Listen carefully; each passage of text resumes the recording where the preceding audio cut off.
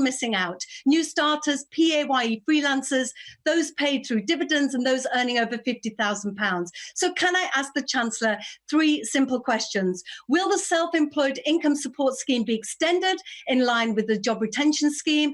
Are there plans to lift the cap on profits? And will he please look again at supporting new starters? Chancellor. Mr. Speaker, we've discussed these things before, but what I can tell the honourable lady is with regard to removing the cap, I don't believe that would be the right or socially just thing to do. The average incomes of those above the cap are £200,000 and 95% of those who are self-employed in a majority way fall underneath the cap. We have a substantive question. Owen Thompson, Chancellor. With permission, Mr. Speaker, I'd like to answer this question together with question 3.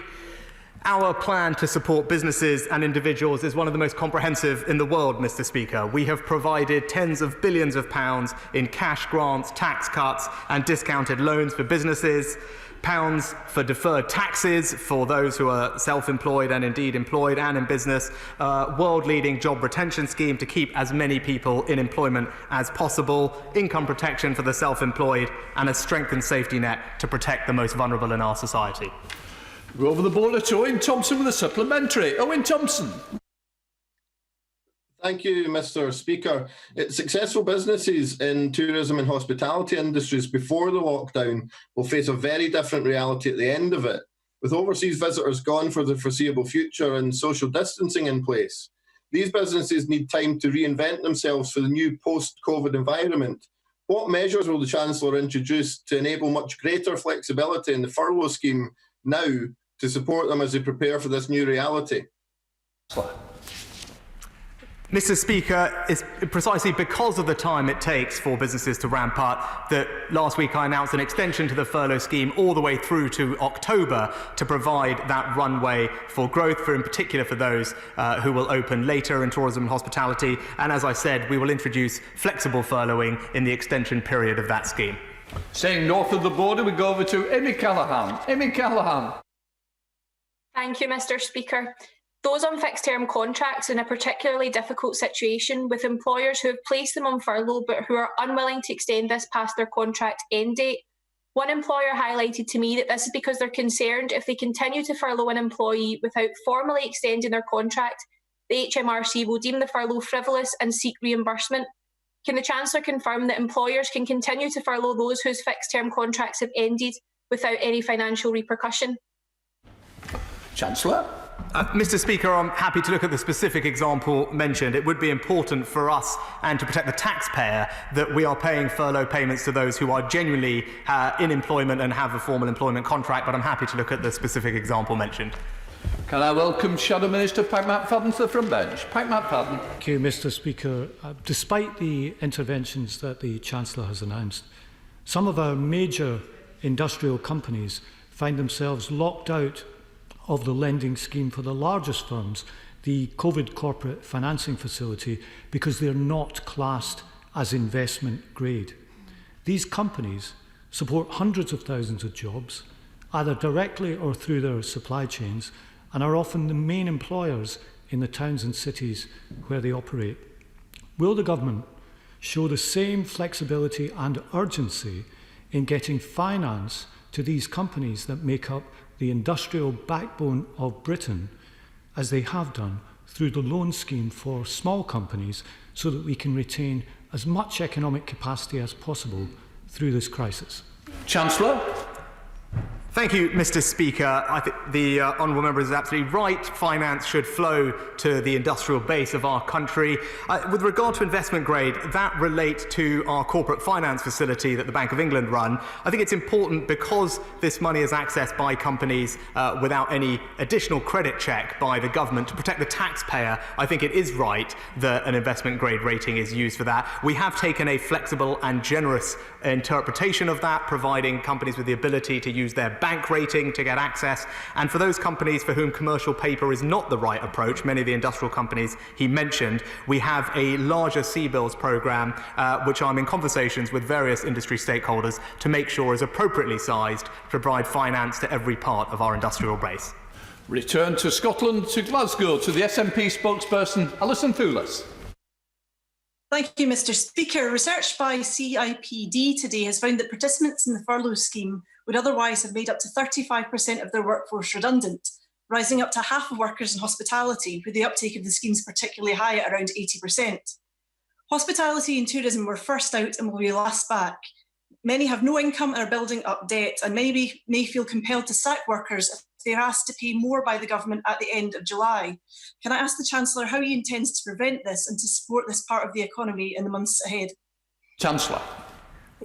Mr. Speaker, it's precisely the retail and hospitality and leisure sector that has received the most direct fiscal support from this government through cash grants of £10,000 or £25,000 and an entire business rate holiday for the entire sector for the entire year, well beyond the point of reopening. My belief is that represents significant support, and the extension of the furlough scheme through to October gives those companies enough of a runway to grow back into a safe space. We've got a substantive question. Mary Glindon, Chancellor. Mr. Speaker, as I announced last week, the coronavirus job retention scheme has been extended by 4 months until the end of October. We go over to the North East with Mary Glindon. Mary Glindon. Thank you, Mr. Speaker. New starters not registered with HMRC before the 19th of March and agency staff workers are some of those who currently find they are in limbo when it comes to accessing the job retention scheme. What more can the Chancellor do to help these workers now facing hardship? Chancellor. Mr. Speaker, when I announced the scheme, we said that those who were on RTI or notified to HMRC on the 28th of February would be eligible. That covers 29.5 million workers in this country. What we did was find a way to extend that to the 19th of March, the day before the announcement was made. That protects the taxpayer against fraud, enables as many of those people to be included as possible. It brought another 230,000 people into the scheme, but it's important to remember this is a scheme that now covers, as I said, close to 30 million workers, and as of the end of last week, 8 million people from around 1 million businesses are covered by this scheme and having their wages paid by the government to protect their jobs and their future security. Heading down to the southwest with Chair of the Select Committee, Mel Stride. Thank you, Mr. Speaker. The Future Fund will provide venture capital-backed businesses with vital support, but of course it excludes those investments made through EIS and SEIS.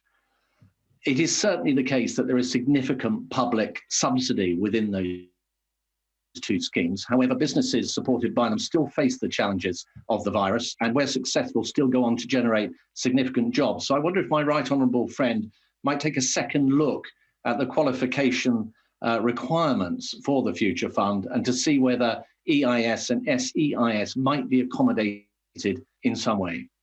Chancellor.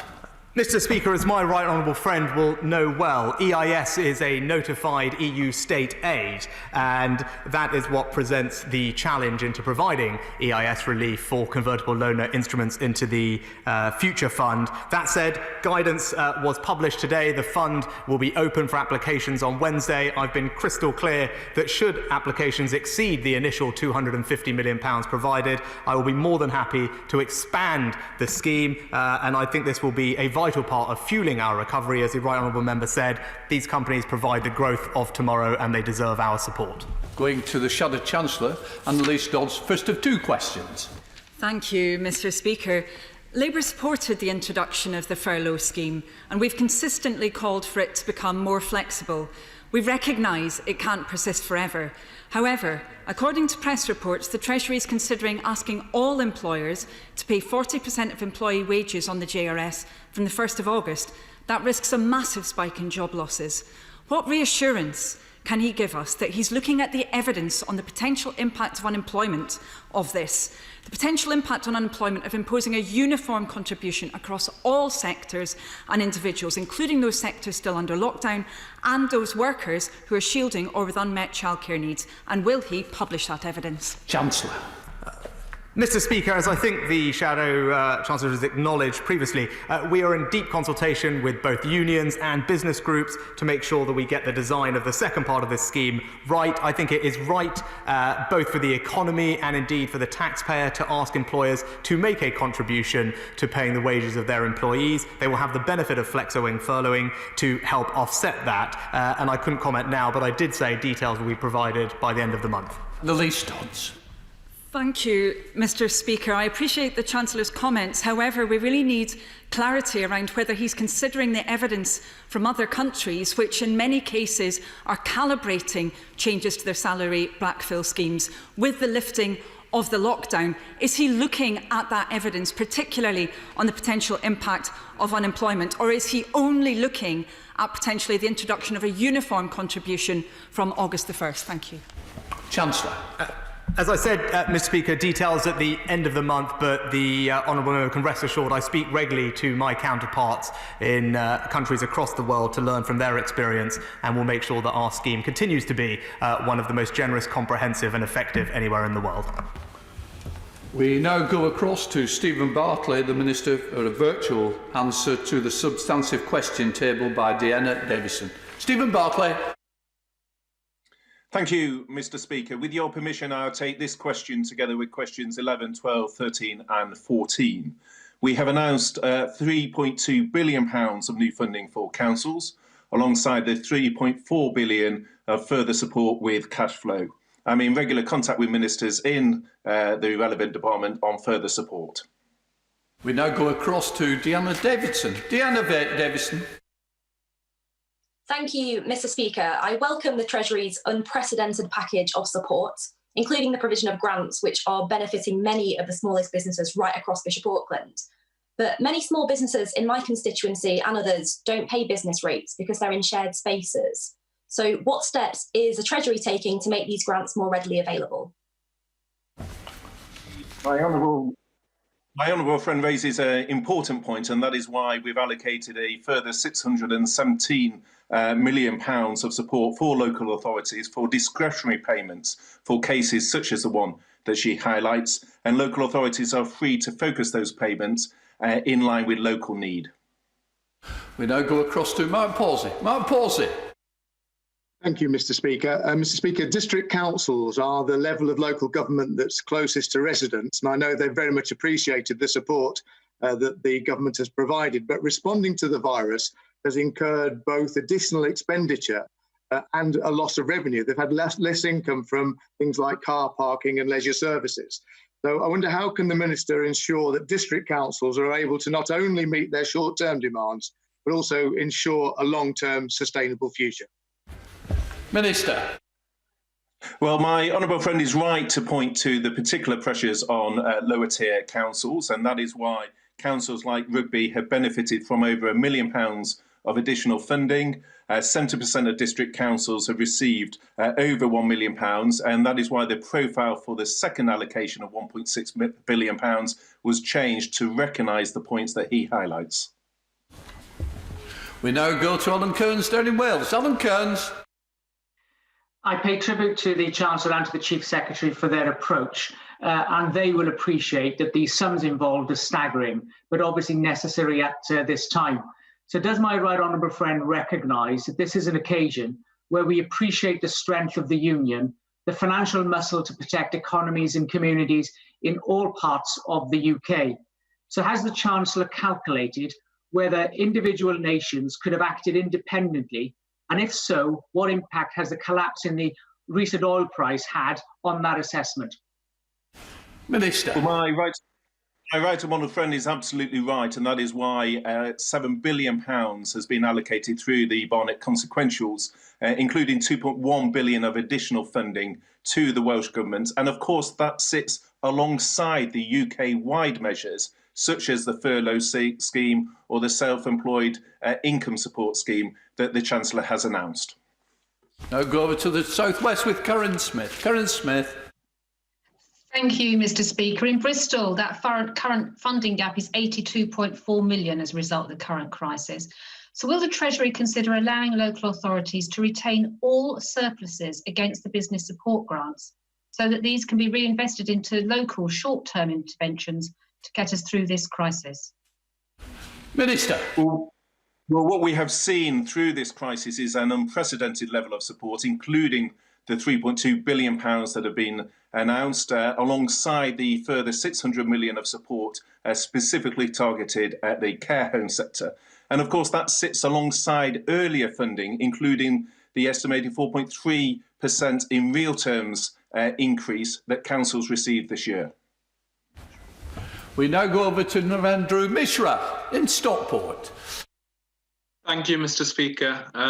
Though the government's announcement of additional funding for local authorities in England is welcome, care staff, refuse collectors and social workers need to know that their work will continue to be funded once the current lockdown is over. My local council, Stockport, is facing a staggering shortfall of £25 million, with the cost of coronavirus response at £41 million. Will the Minister offer these workers that assurance? Minister. Well, the honourable gentleman is right to highlight the importance of that sector. That is why the initial 1.6 billion that was announced in March was not ring-fenced. It was unring-fenced funding, and it sits alongside the 600 million announced last week. And in addition to that, the money that has helped with cash flow, including the £850 million targeted at adult social care that was paid in one go in April. Do we have a substantive question for Robbie Moore? Minister. My right friend, I know, has been working hard to highlight the importance of pedestrian crossing issues in his constituency. I'm very committed to working with him on that issue, and he can benefit from the significant funding announced for cycling and walking, including the £2 billion announced recently. More.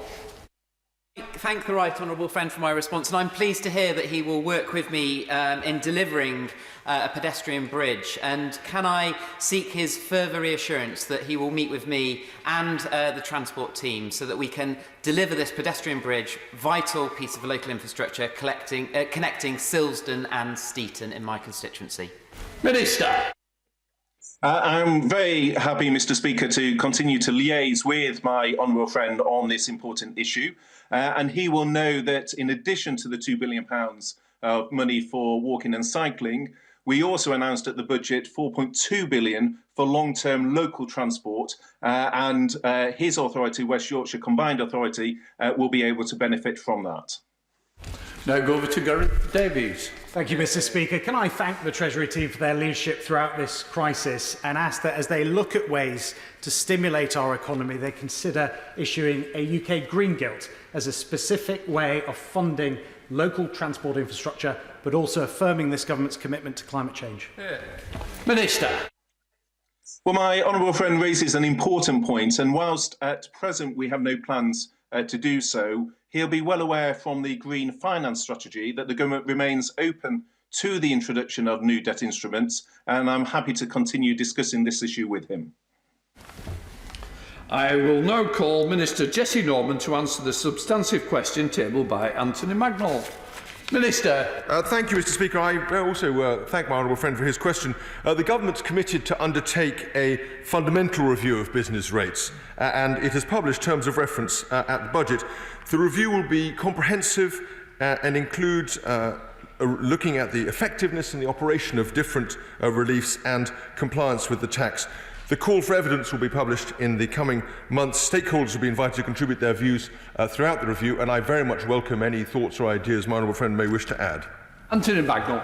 Thank you, Mr. Speaker, and can I welcome this government's wholesome package of support for the business sector and for the hospitality and tourism sector, showing that we are a government for the many, not the few. But I would also just like to add, would the Minister meet with me to see how we might be able to close the loophole for those who may be exploiting or taking opportunities over the business rates that are there at the moment?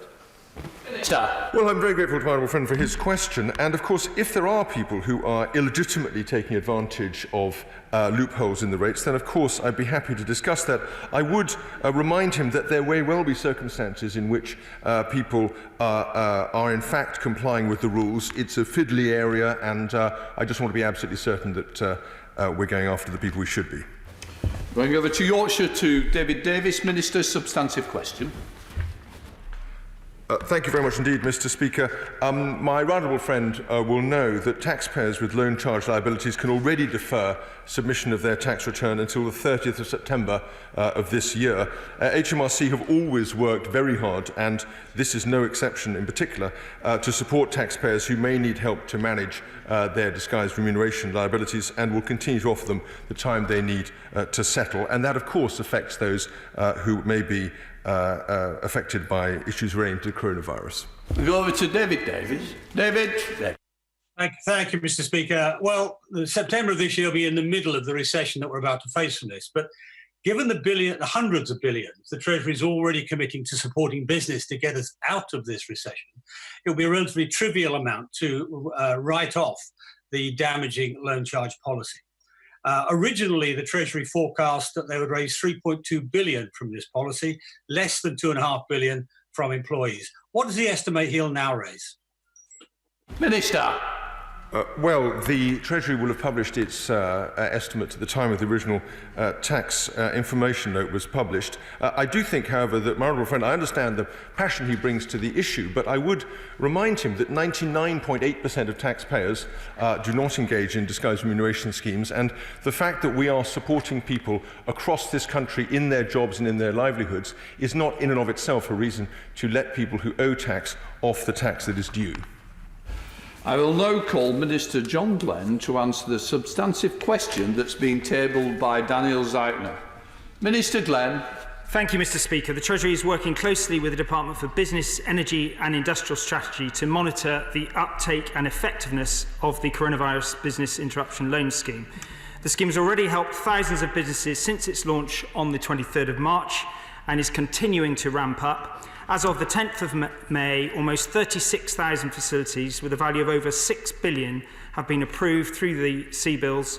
SMEs have a choice of over 60 lenders now offering finance under CBILS, and further announcements on numbers will happen later this week. Going over to Cambridge with Daniel Zeitner. Daniel Zeitner. Thank you, Mr. Speaker. Despite that, the uptake of the coronavirus business interruption loan has been disappointing, leading to the bounce back loans. Could we have much more accurate reporting on this, much more like the health statistics, and perhaps also by region, so we can see what's actually happening? Minister. We're looking very carefully at the figures and we publish them on a weekly basis. I'm having conversations with banks on a regular basis, and we're having a roundtable this week to monitor progress. We will be looking to make further interventions should that be necessary, but absolutely it's important that these loans get out quickly as they've been designed to. Substantive question, Cat Smith, Minister. Thank you, Mr. Speaker. The Government has recently allocated up to an additional £617 million to local authorities to enable them to give grants to businesses excluded from existing schemes. This will enable many thousands of businesses in the situation described by the Honourable Member to receive cash grants. We're going over to the wonderful county of Lancashire, Cat Smith. Thank you, Mr. Speaker.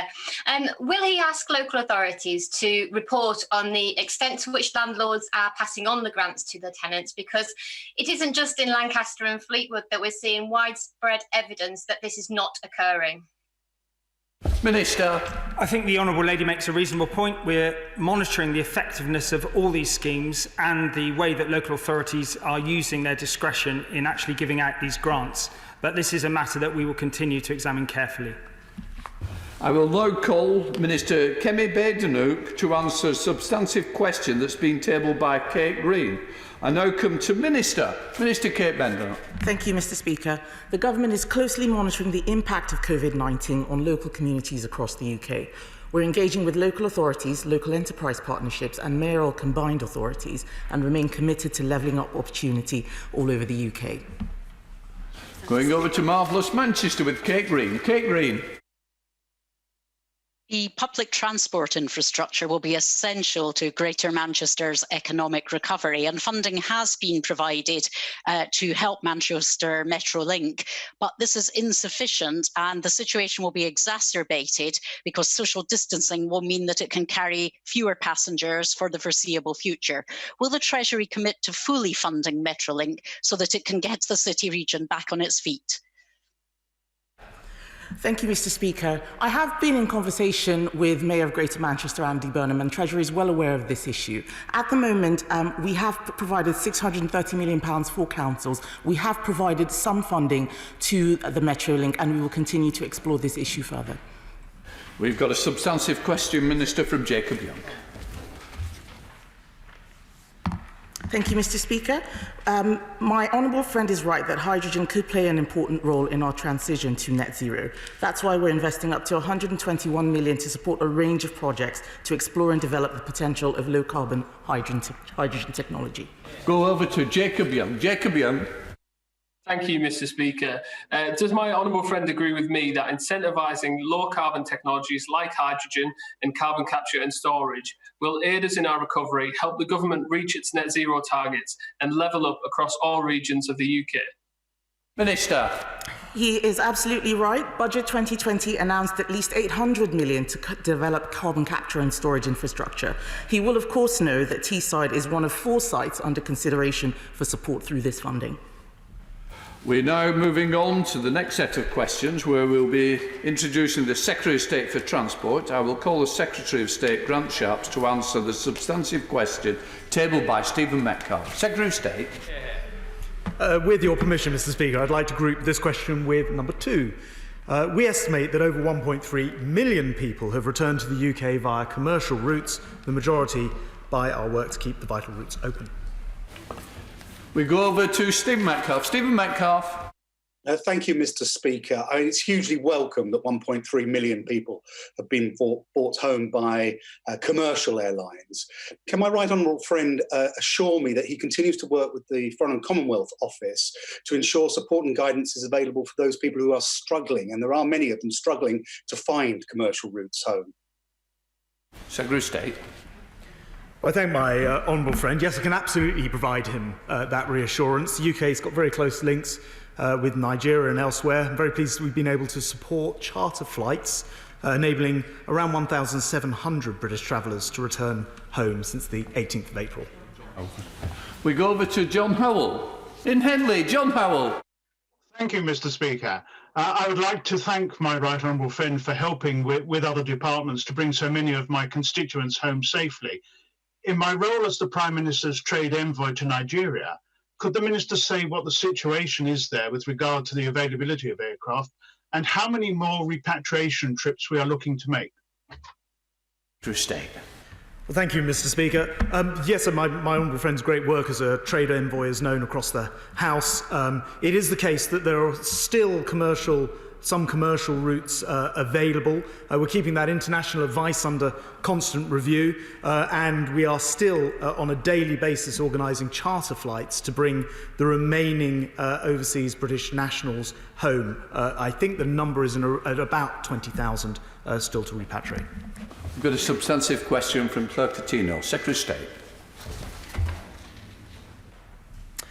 We're speaking regularly with companies across the aviation sector to encourage them to draw on the government's various different packages of cross-economy financial support. Claire Coutinho. Thank you, Mr. Speaker. With Gatwick on my doorstep, I've got a lot of constituents who work in the aviation sector. Could the Secretary of State outline what support he's giving to airlines to make sure that they're employing people and continuing employment where they can, but also what support he'll give to aviation workers who will need to transition into other forms of employment as well? Secretary of State. Thank you very much, Mr. Speaker. Well, my honourable friend's absolutely right. There's a huge amount of support that we're making available, including things like the coronavirus large business scheme, the coronavirus job retention furloughing scheme, in other words, and various other business interruption schemes. But it is true to say, Mr. Speaker, of course, airlines and aviation in general is facing a particularly hard time, first into this crisis, and with quite a long tail, we think, to come out of it. And I'm working very closely, therefore, with my honourable friend in the Department for Work and Pensions to support workers who lose their jobs as well. We go over to north of the Borough again with the SNP spokesperson, Gavin Newlands. Thank you very much, Mr. Speaker. The Scottish Government, of course, have given full business rates relief to the aviation sector. In contrast, the UK Government promised sectoral support for aviation before reneging. Last week, we heard Willie Walsh flounder before the Transport Select Committee when trying to justify the cull of 12,000 employees, British Airways employees, including many from BA City Flyer based at Edinburgh, despite having access to €10 billion of liquidity, the vast majority of which was generated by British Airways profits. So what is the government actually doing to prevent tens or even hundreds of thousands of job losses in the sector? Secretary of State. Well, Mr. Speaker, not only do we have the Bank of England scheme, which enables companies that wouldn't ordinarily have the ability to raise money through a sort of paper route. We've also got the business interruption loan scheme for different sized businesses, the time to pay flexibility, financial support to employees and VAT deferrals. But, Mr. Speaker, I should point out we also have a special process in place available only to the aviation sector. So when they've run out of those other forms of options, they can talk to us about those. And that request needs to be made formally in writing to me. I then discuss it with Treasury, and a large number of aviation-orientated businesses are in that process. We're now going back up to Greater Manchester with Mike Kane. Mike Kane. Thank you, Mr. Speaker. British aviation is in free fall. BA, Ryanair, Virgin Atlantic and now the Emirates are set to lay off tens of thousands of staff. The job retention scheme is becoming the job restructuring scheme. We can't allow that. And with the added difficulty and confusion of the government's travel quarantine measures, will the Secretary of State urgently bring forward an aviation support package for the sector, matching Labour's commitment? Secretary of State. Well, Mr. Speaker, it's a very welcome change, actually, because ordinarily I've stood at this dispatch box and from my opposite numbers heard a lot of attacks on the aviation business. I absolutely will bring forward enormous amounts of support to aviation businesses, including all of those schemes that I just mentioned before. I can tell the House there are 43,500 furloughed staff right now from the airlines alone, another 2,600 from airports. And I am very acutely aware of the job losses and proposed job losses, for which we're very concerned, which is why we have the additional scheme, which is actually called the Birch process with the Treasury. Although I can't go into each individual detail for reasons of confidentiality, I can assure the honourable gentleman that that work is very much ongoing. We have a substantive question from Anne McLaughlin, Secretary of State.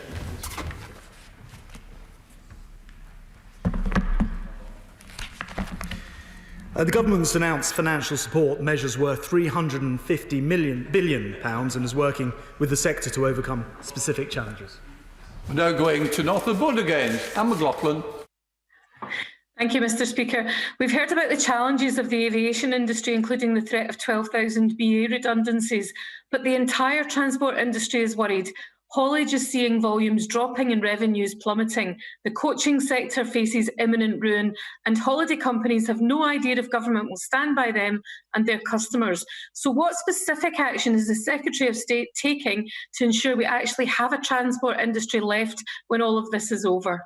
Secretary of State. Well, Mr. Speaker, the answer is a multi-billion pounds programme which, of course, rescued our railways, £400 million used to keep our bus services going, and I have to say a multi-million pound plan also for critical freight routes, which enabled us to keep a total of 16 different routes available with 17 different contracts in place, enabling us to have vital food and supplies to this country.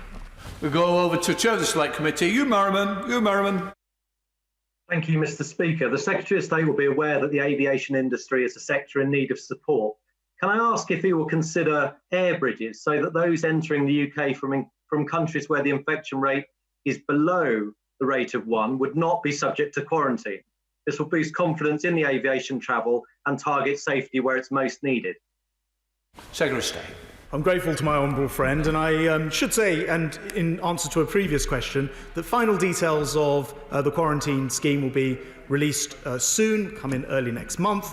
It is the case that we should indeed consider further improvements, for example, things like air bridges, enabling people from other areas, countries who have themselves achieved lower levels of coronavirus infection to come to the country. So those are active discussions, but will go beyond what will initially be a blanket situation. I will now call Minister Andrew Stevenson to answer the substantive question that's been tabled by Kevin Holdenrake. Minister Andrew Stevenson. Thank Thank you, Mr. Speaker. It's a great joy to join you from sunny Pendle. We are investing in transport infrastructure to level up the United Kingdom, with 500 million to reverse the beaching cuts and £5 billion extra support for buses and cycling. Kevin Hollinrake. Thank you. Some of us don't have those hair problems, Mr. Speaker. Would the Minister confirm his commitment to investment right across the north? The big projects like Northern Powerhouse Rail, all from the east coast through to the west coast, and the smaller but no less important projects like the dualling of the A64 in my constituency. Yeah. Going over to lovely Lancashire, Andrew Stevenson. I'm happy to provide my honourable friend with that reassurance. The integrated rail plan looking at various transport investments in the north. We very much intend for that still to report by the end of this year. And I can assure him on the dualling of the A64, that is now officially in the RIS3 pipeline and will be investigated carefully as we prepare to make decisions for the next strategy. Now going down to the southwest with Kerry McCarthy. Kerry McCarthy. Thank you, Mr. Speaker. It's so good to see so many cities and towns now putting in place infrastructure to support active travel, particularly cycling. But not everyone can walk or cycle to work. Not everyone has a car. And no one wants the new normal to be cars clogging up the streets and despoiling the clean air. So why isn't the government working with city regions and other councils on a safety-led scaling up of passenger transport? Why didn't it talk to local leaders about public transport before urging a return to work? And why is there a support package for TfL, but not for our other major cities? Minister. So we are working closely with all the Metro mayors and the devolved mayoral combined authorities in order to get this policy right. It is incorrect to say that we have only provided support for Transport for London. We have, as was talked about in Treasury questions, we have already provided significant support to things like the Manchester Metrolink and other schemes. It is right to say, though, that we need to ensure that inclusive travel is at the forefront of this, and there is a huge amount of work underway in the department to ensure that particularly disabled people are able to return safely to work and use the public transport network that so many depend on. Minister, we've got a substantive question from Mambos Torolambos. Can you do the substantive question, please? Thank you, Mr. Speaker. With permission, I'd like to group this question with question 11 and question 12. I pay tribute to public transport drivers and workers who have been working incredibly hard to ensure that those on the front line can get to work. New safer transport guidance was published on the 12th of May, and we're working closely with transport operators across the sector on its implementation. Last week's ONS figures show that public transport drivers have one of the highest COVID-19 related death rates compared to other professions. With the government encouraging people to go back to work and many workers having no choice but to use public transport, what extra measures has the government taken to protect drivers and other public transport workers? Minister.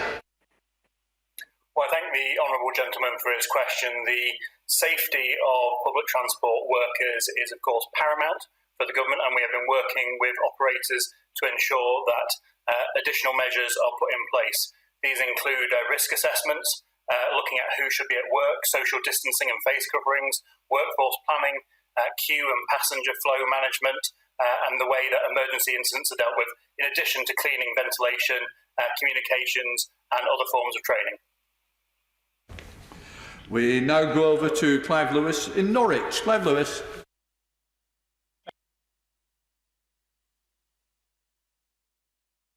Going to have to go over to Julie Elliott. We can't hear Clive Lewis. Julie Elliott. Thank you, Mr. Speaker, and thank the Minister for his answer. In order to protect public transport workers' safety, they need job security. The government's funding arrangement runs out with the Metro and Nexus on the 9th of June. So not only risk assessments taking place are fine, but we need the trains to run. Can the government tell me when the arrangements will be made with Metro and Nexus to allow our crucial metro system to carry on running? Minister. Thank you, Mr. Speaker. We continue to work with the Metro mayors to look at these issues and work closely in conjunction with Treasury ministers to ensure that the funding necessary is provided and we can support public transport networks right across the length and breadth of the United Kingdom. We now come to Jim McMahon and his new job. Congratulations, Jim McMahon. Thank you very much, Mr. Speaker. Can I start off by paying tribute to our frontline transport workers and also offer my condolences to those who have lost their lives through COVID-19. The latest advice from government explicitly now rules out providing PPE such as face masks to drivers, instead reserving them for health and social care workers. The response on this is that the health advice apparently doesn't support it. So if the evidence says that masks won't save them, that gloves won't save them, that banning the handling of cash won't save them, well, it begs the question, what will save them, given that transport workers, including bus drivers, are more likely to die from COVID-19 than the general population? And can that evidence be provided in the House of Commons library so it can be properly investigated and looked at? We cannot allow transport workers on the front line working to keep our country moving to face a greater risk than the general population. Minister Stevens. Well, can I start by welcoming the Shadow Secretary of State to his position? It continues to be PHE advice that face masks are not necessary outside of clinical settings or where HSE and employer risk assessments suggest it would be necessary to protect against non-COVID-19 risks. However, workers should refer to the guidance, which I mentioned before, when considering whether wearing a face covering would be appropriate and should consider using a face covering when social distancing is not possible. We now go to the substantive question, Minister, from Sir Edward Lee. Recent analysis by LNER indicates that such a service could be viable and that the department is exploring this further. We now go audio only to Sir Edward. Sir Edward Lee. Yes, I'm sorry, Mr. Speaker, you haven't got a picture because the broadband in rural Lincolnshire is so bad. That's why it's even more important that we get our through train to London from Grimsby and Cleethorpes down to London, which we've been promised again and again, a huge catchment area. All the government has to do is to kickstart this project, given that they're spending £100 billion on HS2, is just to give us £1 million and then LNER will give us the through train. Will the government now fulfil their promises and kickstart the through train to London from Grimsby and Cleethorpes? Minister Stevenson. Well, I thank my honourable friend for his question. He has lobbied me on this several times already, and I know that my honourable friend, the Rail Minister, the member for Daventry, is looking very closely at what he says, and hopefully he may have some good news in due course. Thank you. I will now call Minister Christine Harris to answer the substantive question that's been tabled by Gareth Johnson. Minister. With permission, Mr. Speaker, I'd like to take this question and the next one from Andrew Jenkins together. We have extended refunds to all ticket types and made claiming refunds easier to ensure passengers do not lose out financially. We now go to Gareth Johnson. Gareth Johnson. Thank you, Mr. Speaker. Can I ask the Minister what discussions he's had with rail operators like South Eastern over season ticket holders who've got just a couple of months left on their season ticket and because of the virus have been unable to travel but are ineligible for a refund? These commuters have suffered quite considerably and it would be welcome news if there was some assistance available for them. Minister. I thank my honourable friend for his question. The government actually have been talking to train operators throughout this whole process, as you would expect, but we do not have plans to extend season tickets. And season ticket holders are already entitled to request a refund in accordance with the National Rail Conditions of Travel. Over 100,000 season ticket holders have already claimed refunds totalling £150 million in the current COVID travel restriction period. We're going over to Yorkshire with Andrea Jenkins. Andrea Jenkins. Thank you, Mr. Speaker. You may hear my toddler chanting away in the background. So it's crucial that people who are doing the right thing and avoiding public transport are not left out of pocket. Now, can my right honourable friend therefore confirm that passengers in Morley and outwards who had purchased their advance tickets, as well as the season tickets that you've already mentioned, will be able to receive a refund without any charge of any unused travel during the outbreak? Thank you. Minister. I thank the Honourable Lady for a question. We've worked with the rail industry to temporarily extend refunds to all ticket types. These changes reflect the exceptional circumstances and the government's advice to avoid unnecessary travel. Anytime off-peak and super off-peak tickets can be refunded as usual, and since the 17th of March all admin fees have been waived. Advance tickets purchased before the 23rd of March for travel from that date onwards are eligible for a fund-free refund whether the train is cancelled or not. Unused carnet tickets can be refunded or extended depending on the train operator, and season tickets, including station car park season tickets, are already refundable, so we've not changed this policy. A £10 admin fee remains for season ticket refunds. Well, you've made your husband very happy. Now we go to Andrew Griffith with a substantive question, Minister. Sorry, Mr. Speaker, I was worried about my husband for a moment. Problem or opportunity, Mr. Speaker, whichever way you take it. The government is investing around £48 billion in maintaining and upgrading the rail network between 2019 and 2024, focused on increasing reliability and punctuality for passengers, including in West Sussex. Andrew Griffith. Thank you, Mr. Speaker. May I thank my honourable friend for his reply and for the significant extra investment that this government is making in rail transport. As we seek to regrow the economy, may I ask him to consider the investment project known as the Arundel Chord, which would enable trains to turn east near Arundel and to travel directly to Horsham, significantly improving the resilience of rail services for my constituents in Arundel and South Downs. Minister. Thank you, Mr. Speaker.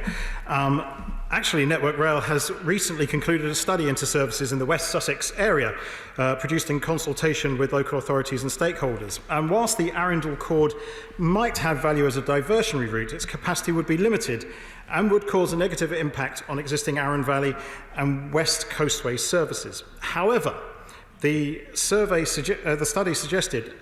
suggested numerous beneficial changes involving train services and infrastructure, which my department will take forward with Network Rail, which will benefit all of my honourable friends' constituents. I will now call Minister Rachel Maclean to answer the substantive question that's been tabled by Daniel Zeitner. Minister. Thank you, Mr. Speaker. And with permission, I would like to group this question with question 20. The government is providing significant funding for the bus industry at this time. Our COVID-19 funding package for England's buses totals £397 million. As part of this, local authorities have access to a £30 million supported bus services fund. To date, 46 bids have been received. No bids have yet been received for the Rural Mobility Fund because the deadline is the 4th of June. Going over to Cambridge with Daniel Zeitner. Daniel. Thank you, Mr. Speaker. I'm grateful. Of course, hydrogen-powered buses have a much longer range, making them more suitable for rural routes and rural areas. And we have some of the leading hydrogen-powered bus manufacturers in the world. So the government's introduced the all-electric bus town scheme. Where's the equivalent for hydrogen? Minister. Thank you, Mr. Speaker. The honourable gentleman is right that we are focusing on new all-electric bus towns, which is an exciting part of the money that the Prime Minister has announced to support buses up and down the country. But it's not right to say that we're not focusing on hydrogen buses, because we have actually allocated £4,360,000 to hydrogen buses and supporting infrastructure. We go over to Jane Hunt. The government has published recently the Safer Transport Guidance for Operators, which is very welcome indeed. But I'm wondering if you could set out what steps are being taken to ensure financial viability of bus services whilst maintaining social distancing. Thank you. Thank you. Minister. I thank the Honourable Lady for her question, and I can tell her that we're working urgently to provide further support to bus operators so that they can ramp up service provision as people return to work and at the same time observe social distancing. Minister, substantive question, Ruth Cadbury.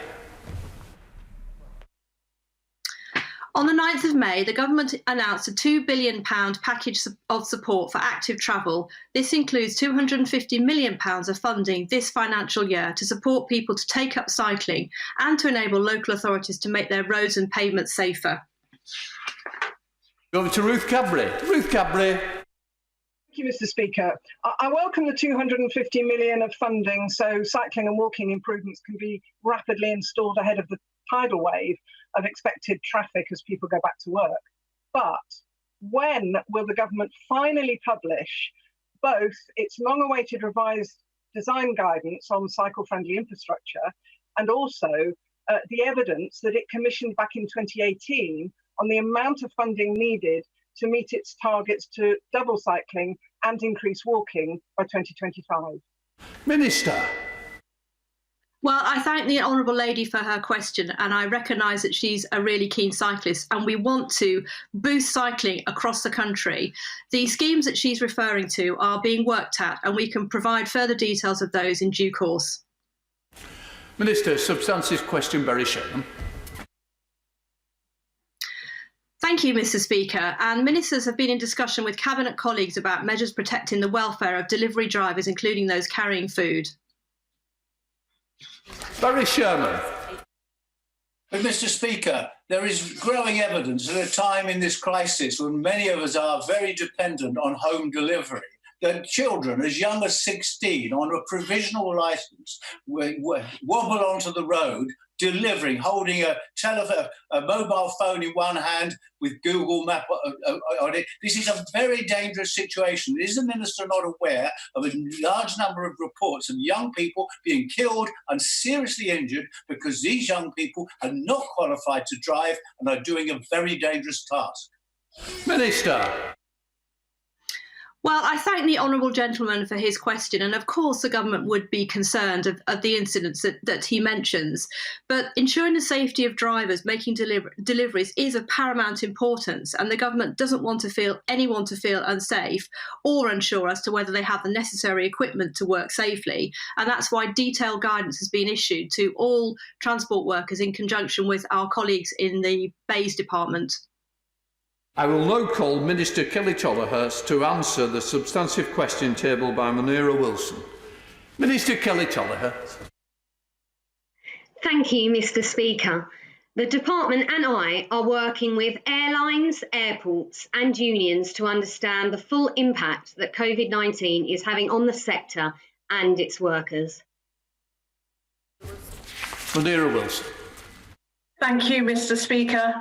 Many of my constituents are long-serving members of British Airways staff, yet they face redundancy or being stripped of their terms and conditions, despite BA furloughing some 23,000 staff. Does the Minister think this is responsible behaviour by Britain's flag carrier? What pressure is she bringing to bear on the company, and will she guarantee that any bailout comes with stringent and binding conditions on reducing carbon emissions? Minister.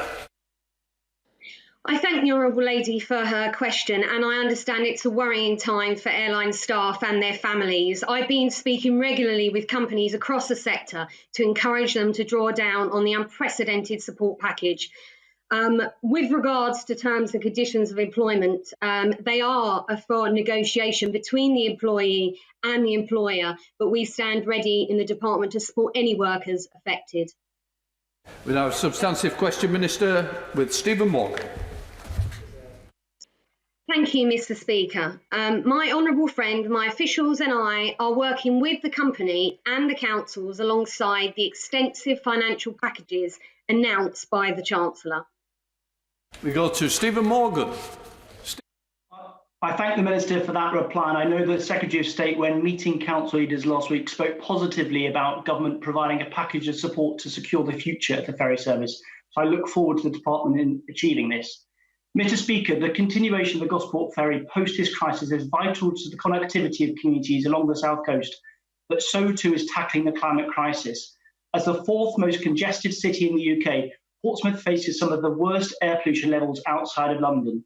The Pompey Street Space campaign aims to give pedestrians and cyclists priority, widen narrow pavements and create commuter cycle routes to allow people to travel safely. Minister, we're going over to the Minister to answer. Minister. Well, I thank the honourable gentleman for his question, although I missed the end point. Absolutely, the Gosport ferry service provides an important service for the local community in regards to navigating their way around the peninsula. And that's why myself, my right honourable friend, met with the council leaders. We've spoken with the organisation, and my officials are working with the councils to find a support package that would be suitable for the operators in order to maintain that service. Going to Northern Border with Amy Callaghan. Substantive question, Minister. Thank you, Mr. Speaker. We are working across government and closely with the sector on establishing a clear vision and objectives for the recovery of the sector. Amy Callaghan. Thank you, Mr. Speaker. The day prior to the announcement of BA City Flyer redundancies at Edinburgh Airport, Willie Walsh gave evidence to the Transport Committee where he did not mention this once. It's inconceivable that he was not aware of this announcement, so does the Minister share my frustration that this lack of transparency simply prevents Parliament from performing effective scrutiny? Minister. Well, I thank the Honourable Lady for her question. The aviation sector is so important for the UK economy, and that's why we've been able to draw down, they have been able to draw down an unprecedented supporter package. I and the department have set up a restart and recovery unit to work with the industry, and that includes unions, ground handlers, airlines and airports in order to come up with strong measures in order to aid the recovery and restart of the aviation sector. We now come to the statement by the Secretary of State for Health and Social Care, exceptionally in order to allow more backbenchers to participate during the limited time available. I've asked the Secretary of State to keep his initial statement to 8 minutes, with maximum reductions from other frontbenchers. I now call Secretary of State Matt Hancock. Thank you very much, Mr. Speaker. And with permission, I'd like to make a statement on coronavirus. This is the most serious public health emergency in 100 years. But through the combined efforts of the whole nation, we've got through the peak. And let's not forget what together has been achieved. We flattened the curve, and now the number of people in hospital with coronavirus is half what it was at the peak. We protected the NHS, and the number of patients in critical care is down by 2/3. Mercifully, the number of deaths across all settings is falling. This Mental Health Awareness Week, it's an important reminder that we need to look after ourselves as well as each other. And if you need support with your mental health, the NHS is there for you. This is particularly important for frontline staff, and we've supported all NHS trusts to develop 24/7 mental health lines. Mr. Speaker, our plan throughout this crisis has been to slow the spread and protect the NHS. Thanks to the resolve of the British people, the plan is working, and we're now in the second phase of this fight. And I want to update the House on the next steps that we're taking as part of that plan.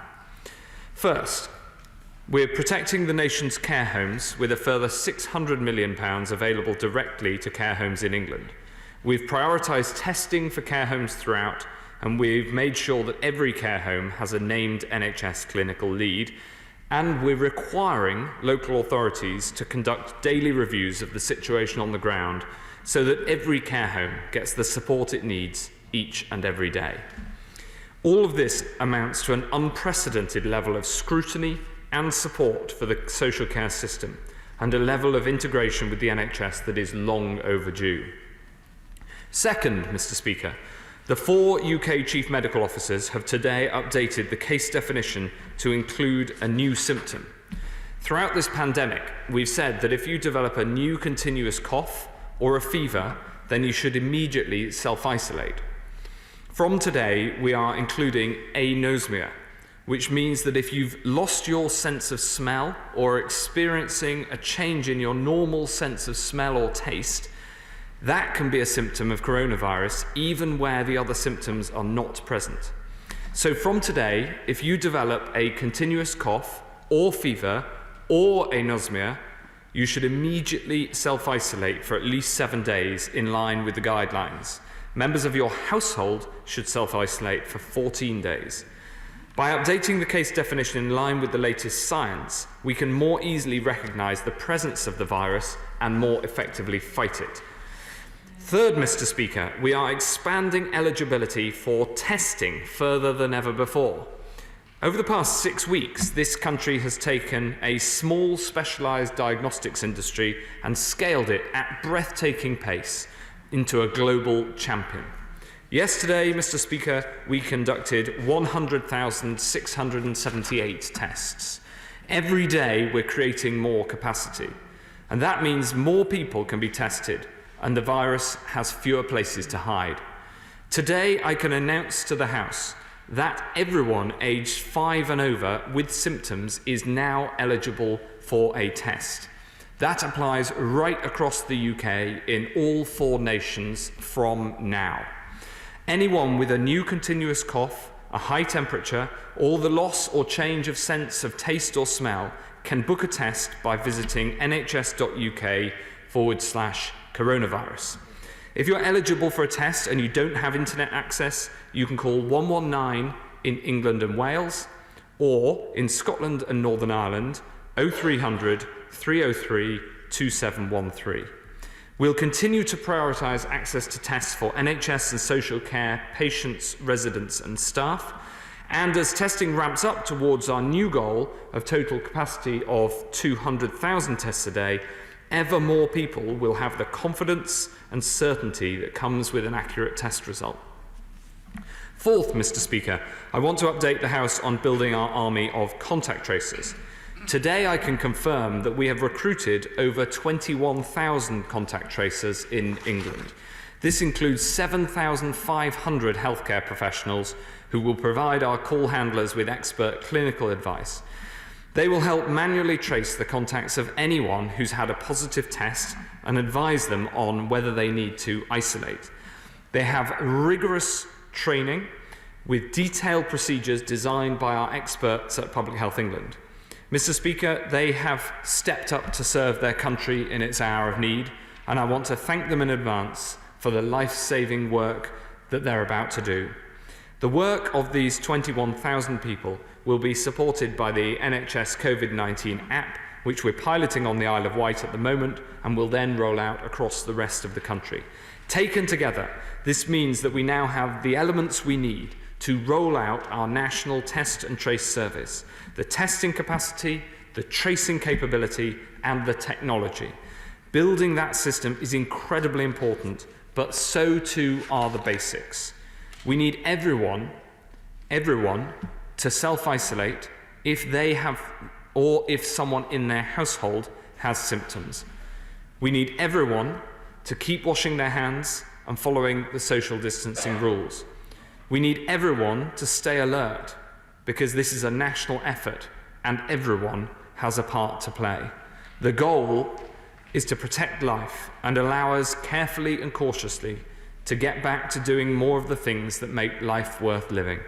That is our goal, and we're making progress towards it, and I commend this statement to the House. I call the Shadow Secretary of State for Health, Jonathan Ashworth, who has 4 minutes. Jonathan Ashworth. Grateful. Just on the issue of symptoms, he will know that many healthcare specialists were making these warnings eight weeks ago. So can he explain why there has been a time lag in updating the case definition? And I know what he said about social care today, but he'll be aware that over 12,500 people have sadly died in care homes because of COVID-19. Now, last week he said he'd put a protective ring around care homes from February, but yesterday a care home provider in the Sunday Times wrote, and I quote, "Elderly people weren't a priority," and, I quote, "the government were asleep at the wheel." Isn't the reality that there was no early lockdown of care homes when needed? There was no testing of people transferred from hospital to care homes until mid-April, seeding this virus. PPE was requisitioned from care home staff and given to the NHS because of wider shortages. There was indeed guidance suggesting infection was unlikely, and that guidance was still in place when there was community transmission, and we still do not have full testing of all residents and care at home staff 12 weeks later. No wonder Age UK has said that this is too little too late. I note he said testing will be expanded. Can he bring forward the date by which all care home residents and staff will be routinely tested? In the document from last week, it says by June the 6th. Why can we not have that date sooner? And has this crisis not shown that our care sector is staffed by exceptional, dedicated people, and that migrant care workers are not low-skilled but immensely able. Does he agree that the Home Office should acknowledge that and praise such potential workers, not penalise them? On the wider rollout of testing, I welcome that. He didn't mention the antibody test. Could he update the House on that front? It's also reported today that 20% of hospital patients got COVID while in for another illness. Now, 2 weeks ago, he suggested to me in the House that he planned to roll out screening of all healthcare workers, whether symptomatic or not. Can he update us on that front? On tracing, I have long argued that the safe way to transition out of lockdown is by having a test, trace and isolation strategy in place, but it depends on quick turnaround of test results. Can he tell us what is the current median time for test results to be received by someone when carried out by the Deloitte and other private sector testing facilities, and how soon do directors of public health and GPs receive those results? He knows that I believe he should be making better use of local public health services, but nonetheless he's pressing ahead with the national call centre delivered by Serco. But can he tell us by what date will that tracing service be operational? Will it be operational by the 1st of June? And he didn't talk about isolation as one of his key elements of testing of the test trace strategy. Many poorer people will not be able to self-isolate. Will he look at providing facilities for such people, whether it's empty hotel rooms so they can quarantine, and will those in the insecure work be guaranteed sick pay if they are asked to isolate for 7 or 14 days? On the R number, will he guarantee that every easing of restriction, such as asking children to return to school, is accompanied by a government statement of the expected impact on the R number and the underlying prevalence of infection? And if R rises to be greater than 1 in a region or local area, how will the government respond? And as he says, this is Mental Health Awareness Week. We are very fearful of a growing burden of mental health issues, especially in children as a result of this lockdown. What extra investment is he putting in mental health services, particularly children's health services? And of course, NHS staff who are threatened not only by exposure to this virus, but also through the trauma, emotional distress and burnout associated with working on the front line, need support as well, because they need PPE, they need fair pay, they need mental health support. Those care workers who are caring for us need us for care for them, and we should thank them again in Mental Health Awareness Week. I now call Secretary Matt Hancock for a concise reply. Matt Hancock. I will keep it concise, Mr. Speaker. Your instruction. On the questions that he asked about care homes, he's right to ask detailed questions about care homes, because making sure that we have the protection, that ring of protection around care homes is important. Of course, the majority of care homes have not had an outbreak at all, and we should thank those running care homes for the incredible hard work and the infection control that they've put in place, meaning that in a total of 62% of all care homes there has not been an outbreak, and where there's been rigorous infection control and a huge amount of work gone into that. We have, as he said, now got testing for all, and that of course started with testing throughout for people who had the first symptoms in a care home, but now is for all staff and all residents, whether symptomatic or not. There was no large-scale removal of people from hospital into care homes towards the start of this crisis, as has been implied by some. In fact, the number of people moving from hospital into care homes has fallen throughout this crisis, and that has been those movements have been done with care. But the thing I agree with him on is that this crisis has shown that there are many lessons for reform in the social care sector, not least the much closer integrated working with the NHS that we've seen in these crisis days. He asked about the rollout of contact tracing. We now have the people in place. The app is successfully being piloted, and we are ready and preparing for rolling out that system. He asked for the median time of a test to get back. The median time is, as far as I understand it, under 48 hours. He made a rather uncharacteristic dig at private sector businesses who are helping us to deliver this. None of this testing capability, not a single test, would be possible without the private sector, and his attempt to divide people between private and public sector is entirely wrong. I think he should remember that that bit of the Labour Party left the shadow cabinet a couple of months ago, and I thought good sense had returned.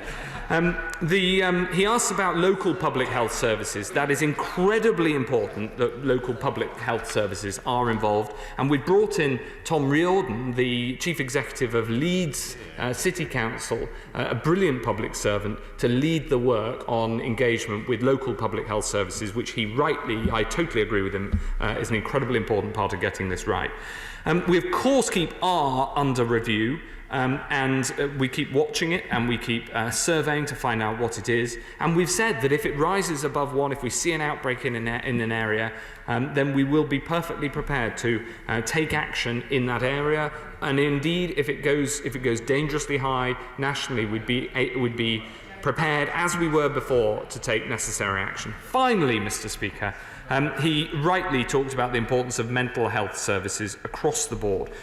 The support is there in the NHS for all NHS staff. It's in fact there across the board. And one of the interesting things in this crisis is that paediatric mental health services have discovered that many services provided over computers are in fact better received especially by children, than face-to-face. And in some cases, that service, therefore, is better provided over a distance, over the screen, rather than face-to-face. But he's absolutely right to highlight the importance of mental health services in this crisis and beyond. We now go across to the chair of the Select Committee, who I understand is audio only, Jeremy Hunt. Thank you, Mr. Speaker. And I'd just like to ask the Health Secretary 3 pieces of data, please, all of which are essential for this strategy. Firstly, what level of new daily infections do we need to be down to before contact tracing will happen for all new infections? Secondly, how many daily tests will the test and trace system need? And thirdly, if we're going to introduce weekly testing for all NHS and care home frontline staff, when will our testing capacity be sufficient to deliver that on top of test and trace? Thank you, Mr. Speaker. We think with 21,000 contact tracers now employed, we think that that is capacity for the current level of new cases that's been demonstrated by the ONS surveys, although I'm perfectly prepared to hire more to make sure we have spare capacity within contact tracing. On the number of tests needed daily to service the test and trace, of course it depends exactly how many new cases there are, again, and it depends on the relationship between the symptoms and the number of positive cases, and there are many more people with the symptoms than there are positive coronavirus cases, but the number is falling because we're moving away, now well away from the flu season, and at this time of year the number of positive cases for positive symptoms of coughs and of fever tends to fall because other non-coronavirus communicable diseases like flu are falling. So actually there isn't a specific answer to that question because it changes over time. And on weekly tests, that we are looking for to put together a plan to make sure we cut in-hospital transmission, including the regular testing of the right staff appropriately in the NHS, and I'll write to him with more details as and when that policy is fully announceable. We have a technical problem with Dr. Philippa Whitford, who we'll come back to shortly. So we're going to Sir Desmond Swain. Sir Desmond. Mr.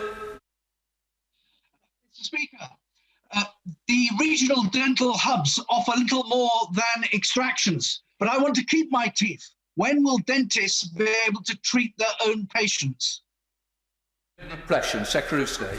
Well, my right honourable friend rightly points out that we have urgent dental hubs. So anybody who does need urgent dentistry can get a dentist appointment through their GP. I've had many people ask in an emergency, how can I get to see a dentist? And the dentistry is there and available. It's a very important message for all of our constituents.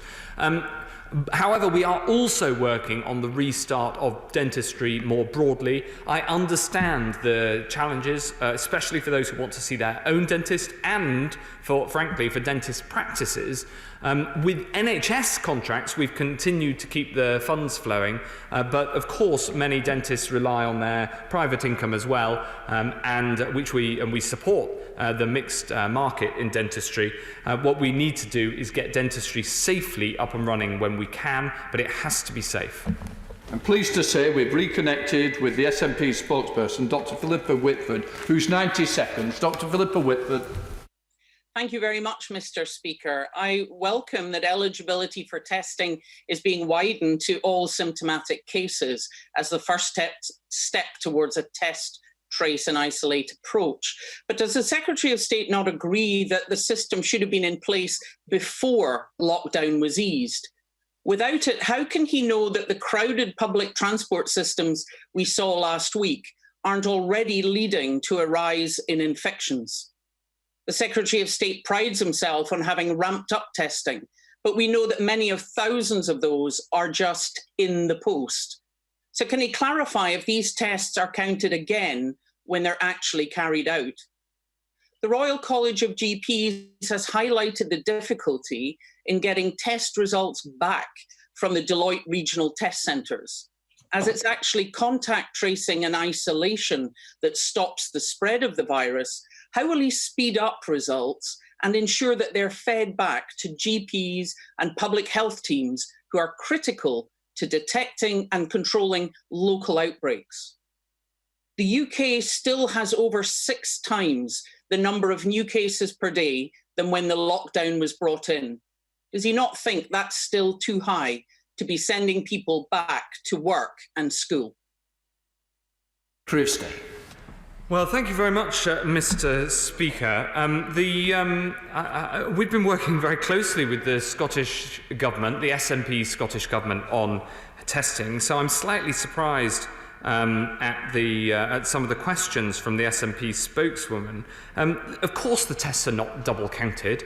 There has been a ramp up in testing capacity, and I'm very glad to see in Scotland testing capacity is now starting to rise to the latest figures of around 5,000.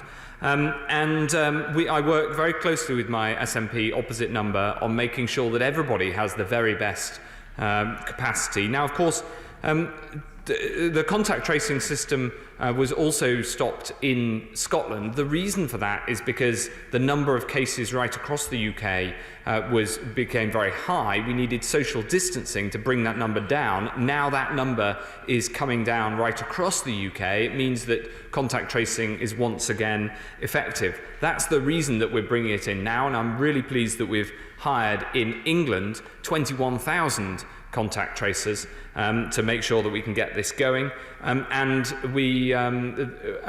therefore we are on track for the current proposed 1st of June changes. But of course, that date is dependent on making sure that everything is right and it's safe to make the changes then. We go to St Albans. Daisy Cooper. Thank you, Mr. Speaker.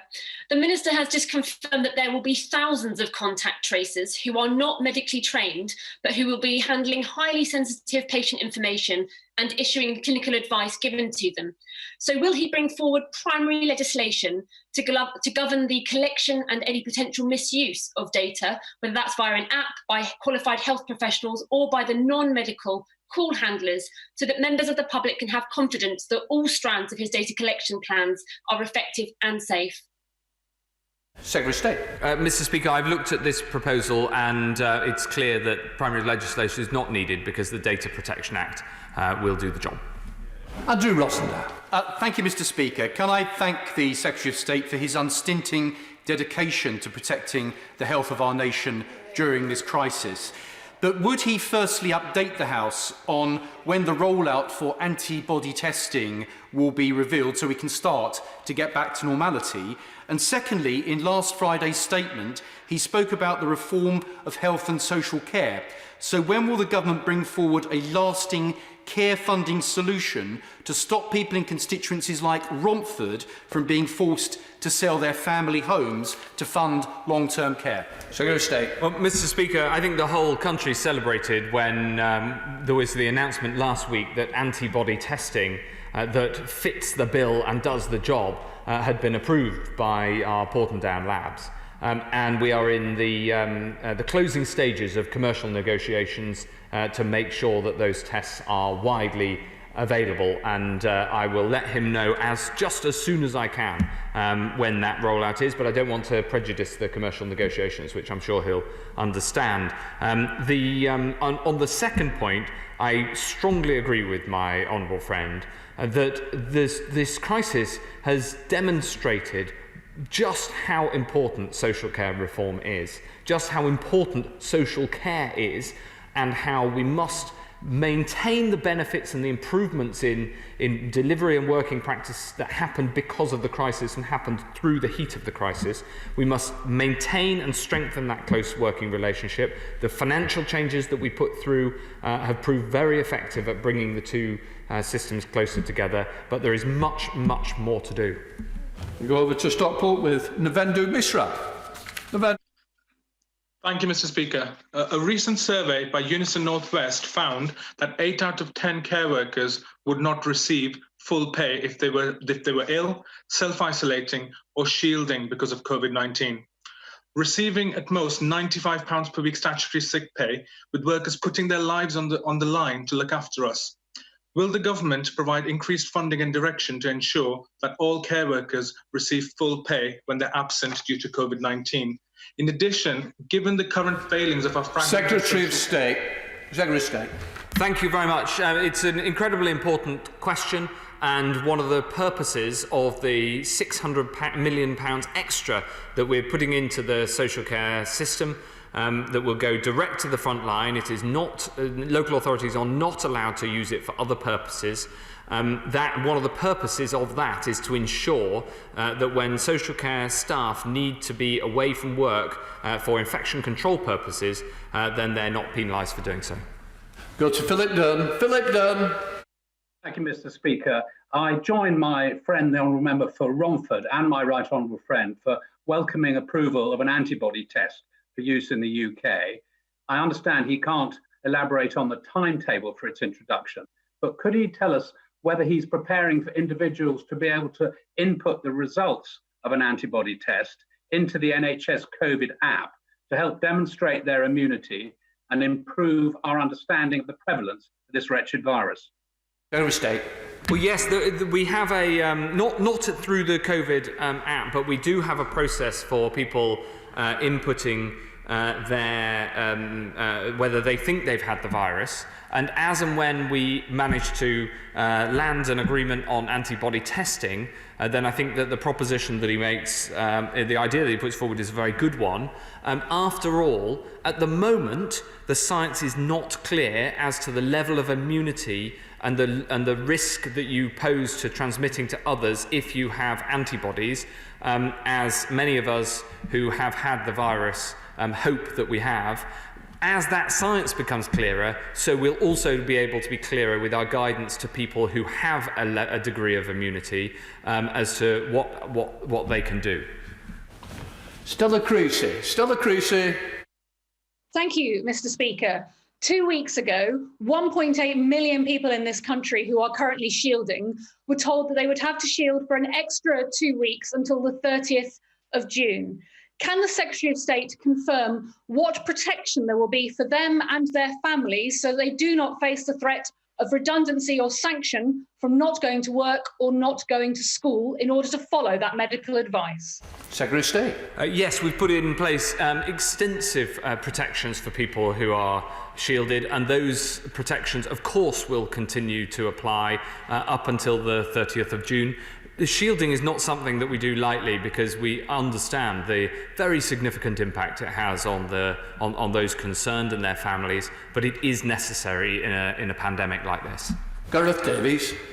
Thank you, Mr. Speaker. Lincolnshire is fortunate to have good supplies of PPE, a relatively low infection rate and excellent capacity in our hospitals at this time. Will the Secretary of State join me in thanking are NHS staff across Lincolnshire who have been intensely dedicated to treating COVID-19 patients, but who are also increasingly aware of the needs of non-COVID patients as well?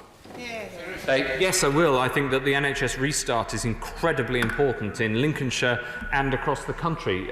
Lincolnshire I know well, and it is really important that we restart other services that have had to be paused for understandable reasons. Lincolnshire not only is the home to so many dedicated health and social care staff. I pay tribute to all those who work in the NHS in Lincolnshire. My own grandmother was a nurse at the Pilgrim Hospital in Boston, and our great Deputy Chief Medical Officer, Professor Jonathan Van Tam, is himself a resident of Lincolnshire too. So Lincolnshire has many great things to offer in the sphere of health, and we've got to make sure that that's not just about COVID, it's about health services across the board.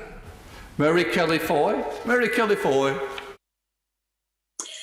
Mr. Speaker, the Office for National Statistics has reported that COVID-19 mortality rates in the most deprived areas of England are twice that of the least deprived.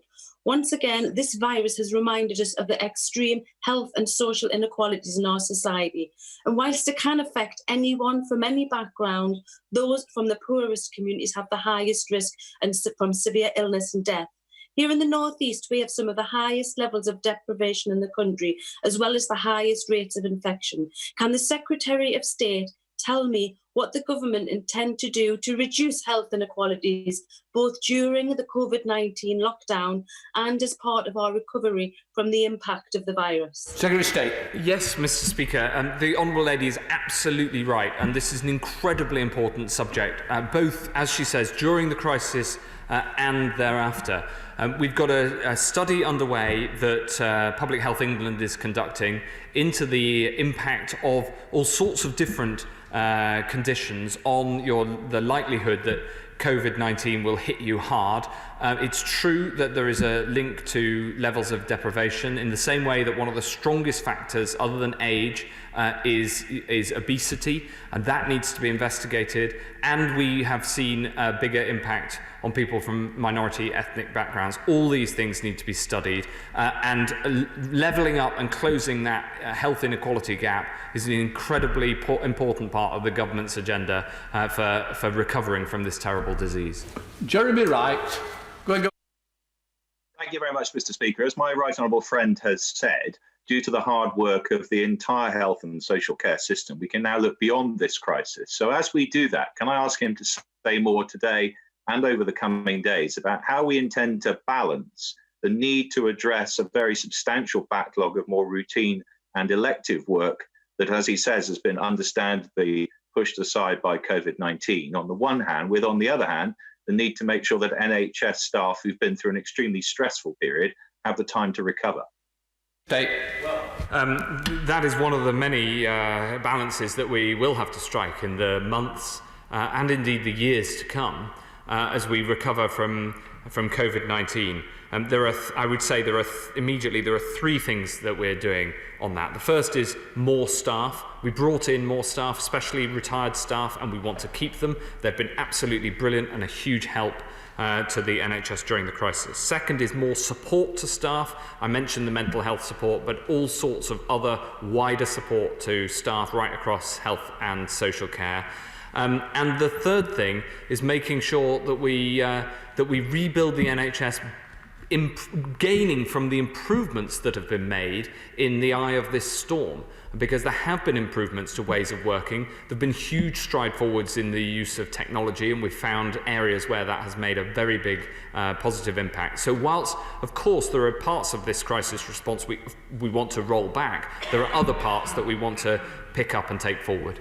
Olivia Blake. Mr. Speaker, my constituent Rebecca's mother tragically died from coronavirus whilst working as a nurse in a Rotherham care home. The care home did not have access to the PPE she needed to keep safe. Rebecca wants to know how the PPE available to health and care professionals who have died in service will be recorded and considered. Will accepting the £60,000 death in servant payment prevent her family from making a negligence claim? And who signed off on the government strategy of sending untested patients to care homes? Stay. Well, as I've said, we in care homes we put in place infection control procedures as much as was possible at the start of this crisis, and there was not a great. There wasn't an increase in the number of people going back to care homes, but my heart goes out to the family of the Honourable Lady's constituent who died working in social care, joining, I'm afraid to say, many others who gave service during this crisis and died as a result of it. I'm very happy to look specifically into her constituent's case. We do look into the death of any health or social care worker and make sure that we get to the bottom of all the lessons that can be learned. And I'm very happy personally to do that in the case of the constituent that the Honourable Lady has rightly raised. Go to Lee Anderson. Lee Anderson. Thank you, Mr. Speaker. Care homes in Ashfield, such as Wren Hall, with an outstanding rating, and Sutton Manor, which is in the top 20 care homes in the East Midlands, face a difficult future. With empty beds due to COVID-19 comes a dramatic loss of income, which has a significant impact on their business. Could my right honourable friend please advise me on what safeguards are in place to ensure our care homes are supported to keep their doors open and continue to provide this exceptional level of care? Mistake. Well, I want to congratulate Wren Hall because getting an outstanding rating is not easy, and Wren Hall have done that, and I want to congratulate every single member of staff and I want to thank the honourable member for being such a champion for them and for bringing to my attention their outstanding rating when it was received. The funding, of course, is a critical part of this. We put in 600 million extra on Friday, and as I said, that will all go direct to care homes. That is not to go into local authority budgets for then onward consideration of passing to care homes. That is just to get to the care homes. That will help with infection control, but we've also got to make sure that funding is sustainable for the future. Go to Jonathan Edwards. Jonathan Edwards. Diolch, Mr. Speaker. Yesterday, the British government announced in its daily briefing it hopes to have 30 million vaccines ready for use by September. Yet on the same day, the Prime Minister wrote in the Mail on Sunday stating that there may never be a vaccine. Considering the way Wales has been undermined by the British government over the distribution of PPE and testing, what confidence can the people of Wales have that we will have our fair share of vaccines if one is developed? Secretary. Thank you, Mr. Speaker. It isn't quite fair to say that Wales has not been served on PPE or on testing, where I've worked very closely with the Welsh Labour government. And although the number of tests declared per day in Wales is low, is only just over 1,000, there is access to the UK-wide testing capabilities like the home testing and the drive-through centres. But on the substantive point that he makes about the vaccine, I'm absolutely delighted that we have been able to come to an agreement with AstraZeneca that will ensure that if the science behind the Oxford vaccine works, and if it does, it is likely to be one of the first available in the world, then we have agreement to make sure that 100 million doses are available for the UK, the first 30 million of which will be right at the start for the most vulnerable. That is a UK-wide policy. We'll deliver it right across these islands. I think that we should pay tribute to the work and the ingenuity of our scientists in Oxford and to the industrial might of AstraZeneca, who together, should they manage to pull off the science, will then be able to deliver this vaccine into our population as we need it. Vaccine science is an uncertain business, Mr. Speaker. That's why we cannot ever be 100% sure that there will be a safe and effective vaccine, but we're putting everything we possibly can into making sure that we can give them the best possible chance for every citizen of the whole United Kingdom. Go across to Scott Benton. Scott Benton. Thank you, Mr. Speaker. Can my right honourable friend confirm that thanks to the actions this government has taken and the brilliant response of the British people, we have prevented the NHS from being overwhelmed at any point during the current crisis, and this has meant that ordinary people have been able to receive a fantastic standard of care when they have needed it? Yes, this is absolutely right. And the people of Blackpool, 2 months ago were told that it would be difficult to get through this without the NHS being overwhelmed across the country. And we have, through the hard work of people who've done their bit and stayed at home and stayed alert, and through the NHS expansion, we have managed to ensure that every single person with coronavirus could get access to NHS treatment. And I think that the whole country should be proud of that. Going over to Helen Hayes. Helen Hayes. Thank you, Mr. Speaker. As a co-chair of the APPG for Adult Social Care, I've been speaking with social care providers across the country every single week since the start of this crisis. Not a single one would recognise the Secretary of State's description last week of a protective ring having been thrown around them. They had no access to PPE, no access to testing, and in some cases were told that ambulances would not take their residents to hospital. Now the sector is clear they need regular access to testing on a weekly basis for all staff and residents, with prompt access to results so that they can act to maintain infection control. Can the Secretary of State say when this essential measure will be in place? Secretary of State. Well, we absolutely did throw a protective ring around social care, not least with the £3.2 billion worth of funding we put in right at the start, topped up with £600 million worth of funding on Friday. Further to that, the Honourable Lady, I think, does know that testing has been carried out in care homes throughout. Of course, there's always more that we should and will do, but we've been working very hard and closely with the adult social care sector. Towards the start of this crisis, I was meeting the leaders of adult social care in Downing Street with the Prime Minister. We've been working very hard to tie together our response in what is a very diverse sector. We go to Joy Morrissey. Joy Morrissey.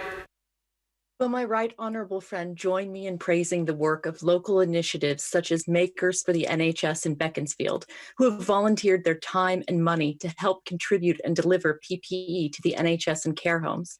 Following the announcement of these new guidelines surrounding PPE production, can my right honourable friend ensure local groups like Makers for the NHS are not excluded in delivery of PPE?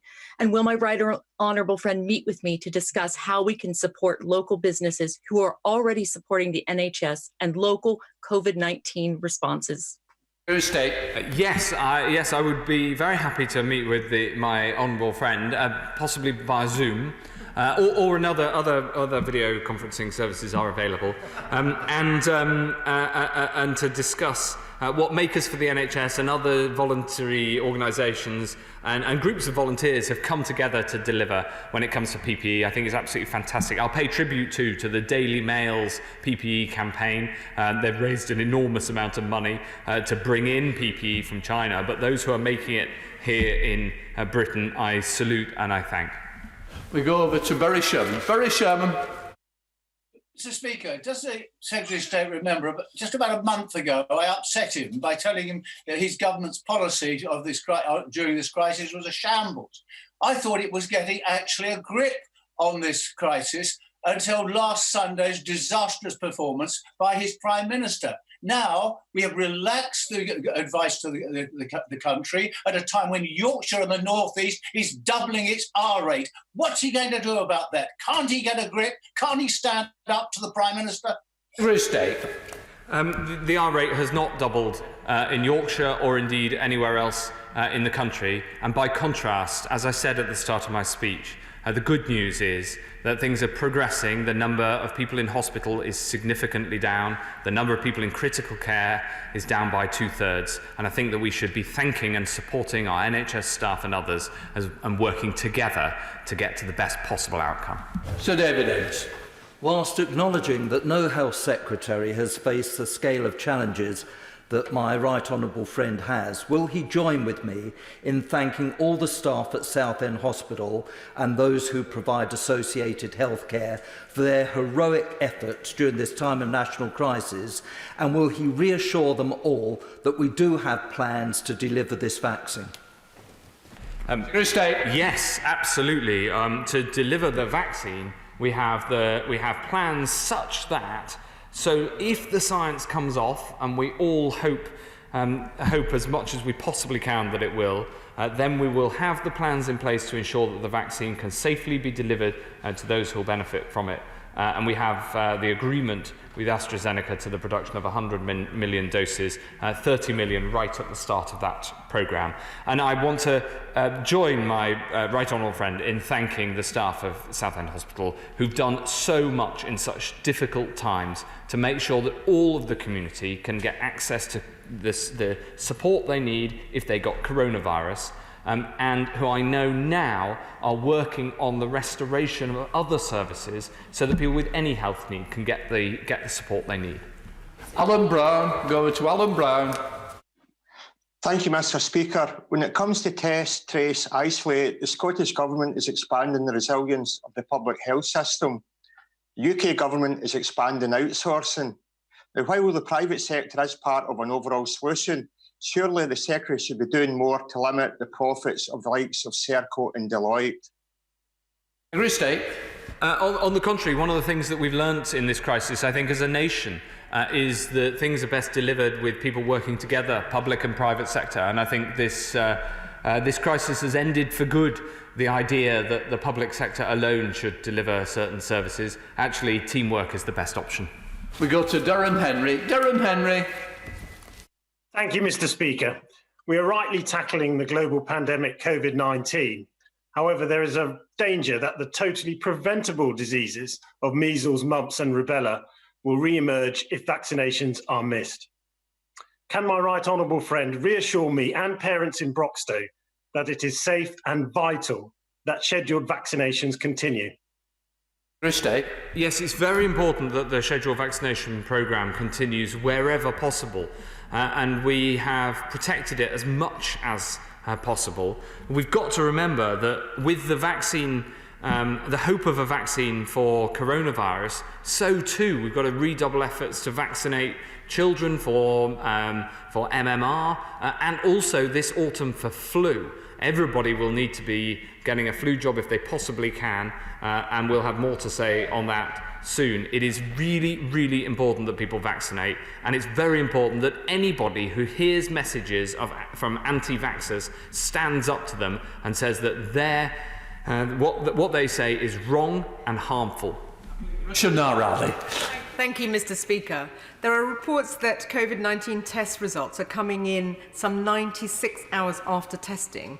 In this time, health workers and their families are at risk of catching the virus. Can the Health Secretary confirm if there are enough reagents, specifically in acute settings, to perform all COVID-19 tests within 24 hours? Secretary of State. Well, obviously, being able to perform all tests within 24 hours would be a great success. And we're trying to shorten the amount of time that it takes as much as possible. The average time is much, much shorter than 96 hours. I'll write to her with an exact figure in acute settings of the precise time. It is much, much shorter than that which she mentions. And all test results under 24 hours will be great. Sometimes it's just a matter of minutes or hours, depending on how busy the test centre is. Thank you, Mr. Speaker. Can I return to the question asked by our honourable friend from Ashfield and ask my right honourable friend whether it's possible to give any specific support to care homes facing financial difficulties due to unusually high vacancy rates? The answer that I tried to give at the end of maybe a too long an answer to my honourable friend for Ashfield is that yes, this is something I'm working on. It isn't something I'm able to announce today, but I do recognise the concerns and the challenges that the social care sector faces. Catherine McKinnell. Thank you. The number of daily new cases of coronavirus remains above 3,000, and the daily death rate higher than other countries, including Italy and Spain. We were slow to go into lockdown. We now seem to be in a rush to come out with restrictions relaxed before the test, track and trace system is fully in place, which may well be putting those numbers back up on the rise. Can he therefore understand why the public are anxious about the relaxation and plans to reopen schools, given the lack of systems in place now to minimise the risk of adding to the already devastating death toll? Well, we've set out the 5 tests that need to be met before relaxation. And we'll only do that cautiously and carefully, and I'd only sign up to it if it were safe. She raises schools, Mr. Speaker. It is very clear that the number of children who are badly affected by this disease is very, very, very small. It's a tiny proportion of the overall total, and this disease reserves its power and its risk for the elderly. And so the proposals that we've made for schools are safe and they are sensible. There clearly needs to be collaborative work to make sure they can happen, because there are also risks to children, especially some of the most vulnerable children, for not going to school. We'll go to Suzanne Webb. Suzanne Webb. Thank you, Mr. Speaker. I would like to thank my right honourable friend for his incredible hard work and determination to get us through this crisis and helping to save many lives in my constituency. Will he join me in thanking some of the amazing groups and organisations in my constituency of Stourbridge, like staff at Russell's Hall Hospital, Mary Stevens Hospice, our care homes, community pharmacists and volunteers, and all those unsung heroes who continue to work day in and day out, saving lives and supporting the most vulnerable? Yes, I would be. I'd be very happy. I'd be honoured to join my honourable friend in thanking the staff at Russell's Hall Hospital and at Mary Stevens Hospice and at the care homes and the community pharmacists and indeed the volunteers of Stourbridge who have come together. And there have been many terrible things about this disease, but there have been also some heartwarming things, and the dedication of staff and volunteers alike to come to the aid of others has been one of the things that I think the whole nation has been proud to see. Andrew Gwynn. Going to Andrew Gwynn.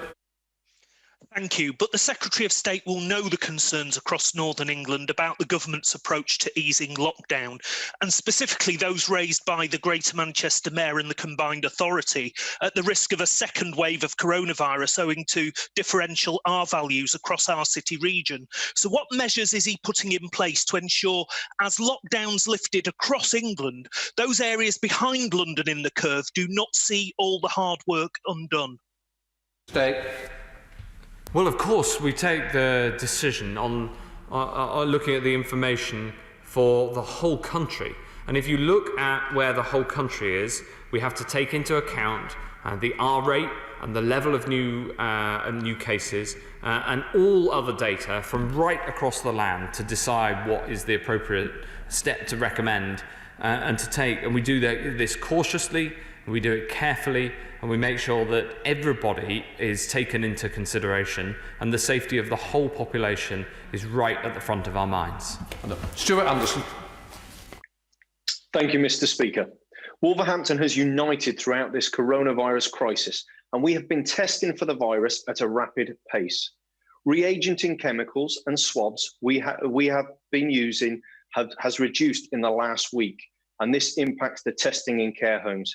Could my right honourable friend address this as a matter of urgency so we can continue testing at the pace we need to? Secretary of State. Yes, this weekend was looking at the question of making sure that there's enough testing capacity specifically in Wolverhampton, and we're acting to make sure that everybody right across Wolverhampton, like the whole country, can benefit from the hugely expanding testing capability that there is. Nick Smith. Mr. Speaker, in South Wales and industrial towns, former miners with severe breathing issues are extremely vulnerable to COVID-19. These miners deserve recompense for years of dangerous work, but this is only possible after death if industrial disease is also noted on their death certificates. So will the Secretary of State please ask his officials to work with the Mine Workers Union to ensure that industrial diseases, as well as COVID-19, are considered as causes of death, so that grieving families can access the support that they need? Secretary of State. Yes, Mr. Speaker. I'm from mining stock myself, from Nottinghamshire rather than from South Wales, and so I entirely understand the impact that mining has on breathing and on respiratory disease, and of course I understand the impact of respiratory disease in turn on the likelihood of having a bad response to coronavirus. So I'd be very happy to take up the point that he makes, to contact those, I think, in the business department who are responsible for specifically for redress for minors, and to write to him. We go to Mark Menzies. Mark Menzies. Thank you, Mr. Speaker. I currently have a care home in Fylde where 16 residents died in April. This represents around half of those in the home. 6 of the remaining residents are displaying symptoms, but they're being told that they will have to wait until mid-June for further tests, following errors made by Randox a few weeks ago. Can the Secretary of State please investigate this matter and work with me to resolve this really important issue? Secretary of State. Yes, of course I can. I will take that up immediately, and we'll try to get a resolution. Thankfully, we've got the testing capacity to be able to resolve problems like that. We go to Mohammed Yazin. Mohammed. Thank you, Mr. Speaker. One of my constituents has written to me as a worried grandmother and mother of a teacher.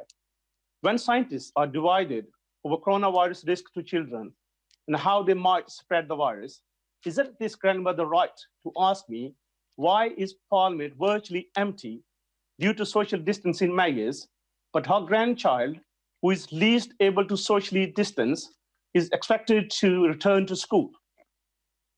Secretary of State. Well, Mr. Speaker, we've taken a cautious and a balanced and a safety-first approach to restarting schools. That's why we've taken the approach that we have of just 3 years being proposed in the first instance, to ensure that there can be more social distancing at schools. Of course, as a father of 3 small children, I get that that is more challenging than amongst adults, but it is necessary, and the approach that we've proposed is safe, is signed off by medical advisors as safe, and of course, because there's hardly any impact on children of this disease, a very, very small number of children are badly affected. That means that parents can be confident that if they send their child to school, then that's a safe environment for them. Andy Carter. Andy Carter. Thank you, Mr. Speaker. During Mental Health Awareness Week, would the Secretary of State agree with me that local volunteer-led mental health groups meeting regularly on Zoom here in Warrington South, such as Offload Rugby League and Man Talk, are providing an absolutely vital service for men during these unprecedented times, and they really should continue to receive the government's full backing? Secretary of State. Absolutely. I pay tribute to Men Talk and to Offload Rugby League and to all those who are working to support the mental health of others during this difficult crisis. Go to Hilary Benn. Hilary Benn. Thank you very much indeed, Mr. Speaker. Many teachers and school staff are anxious about a return to the classroom, especially those who have medical conditions or who are living with someone who is shielding. I understand that it will not be a requirement, but can the Secretary of State just clarify whether, if for reassurance, staff at times want to wear face coverings and or visors, they are perfectly free to do so? They are not advised to do so. What staff do within a school is a matter for their head. We now come to James Sumner. Mr. Speaker, could I please ask the Secretary of State whether the NHS is taking full advantage of the military logistics expertise currently available, and is there greater value to be had? Secretary of State. Oh, and some. I mean, the military have been unbelievably helpful in this crisis, right across the extraordinary things that my teams and the whole NHS have had to do in terms of logistics, in terms of delivery on the ground, literally boots on the ground. The military, just like the private sector that we were discussing earlier, have made the testing capability possible. They've supported care homes. They've done an amazing thing. They have really risen to the challenge. We go to Joanna Cherry. Joanna Cherry. Thank you, Mr. Speaker. Most countries have imposed some form of public health measures upon international travellers in order to limit imported cases of the virus. The United Kingdom has been out of step on this since the middle of March, and today we heard that details of a quarantine scheme won't be published until next month. As Health Secretary, will he publish the detailed scientific advice upon which the United Kingdom's approach has been based in this matter since the middle of March? Secretary of State. Mr. Speaker, we're working on a four nations approach and trying to make sure that the approach that we have to international travel is aligned across all four nations, including with the SNP government in Edinburgh. And we've, of course, based those decisions on scientific advice. And we'll make sure that as and when that advice is updated, as we move through this pandemic, so the decisions continue to be based on that advice. Miriam Cates. Thank you, Mr. Speaker. Fortunately, coronavirus presents an extremely low risk to children, and I'm delighted that schools are able to plan to reopen from the 1st of June. We will need to monitor closely the effects of this on numbers of COVID-19 infections. So can my right honourable friend reassure parents and teachers that every effort is being made to ensure test, track and trace will be available in time for schools reopening? Secretary of State. Well, that's right. My honourable friend makes an incredibly important point. The numbers of children who've died is sadly more than none, but very, very low compared to adults. And it is absolutely right that test and trace, getting that up and running, is important. So I'm delighted that today we've recruited 21,000 contact tracers ahead of the goal I set that by today we'd recruit 18,000 and 7,500 of those medical professionals to make sure that we can deliver safely on the opening of schools, which is so important to so many. Sir Olney. Thank you, Mr. Speaker. On the subject of those 21,000 contact tracers, Mr. Speaker, I'd like to ask the Secretary of State what is being done to support and supervise and train these contact tracers in what will be an incredibly sensitive job, both in dealing with the individuals affected, but also in dealing with their data and in other privileged information. Secretary of State. Well, yes, she's absolutely right, and that training is underway. Please do, Buchan. Thank you, Mr. Speaker. I've got a big BAME community in my constituency of Kensington. Can you assure me that Public Health England will look into the effect of ethnicity on outcomes? Secretary of State. Yes, and James Fenton, who's the London lead for public health within Public Health England, is undertaking exactly the review that she asked for, and which we propose to publish in the coming weeks. Clive Efford. The government has promised to carry out routine testing in care homes, yet my local authority tells me that there's a shortage of the home test kits needed to do this, and that they fear that they'll be diverted to fulfil another of the government's pledges on tracking and tracing as more become available. Yet again, the government has made a claim that is not borne out by the situation in our care homes. So by what dates will we have enough home care test kits to carry out routine testing in care homes? Secretary of State. I'm very happy to ensure that my team get in contact with this local authority, not least to explain that home testing is only one of the avenues available, and in fact the bigger, much more testing in care homes is done through the mobile testing units, where the mobile unit goes to the care home, or by the satellite units when a whole batch are taken to the care home, rather than the home testing channel, which is designed for sending an individual test or a small number of tests to an individual house. Rob Butler, going over to Rob Butler.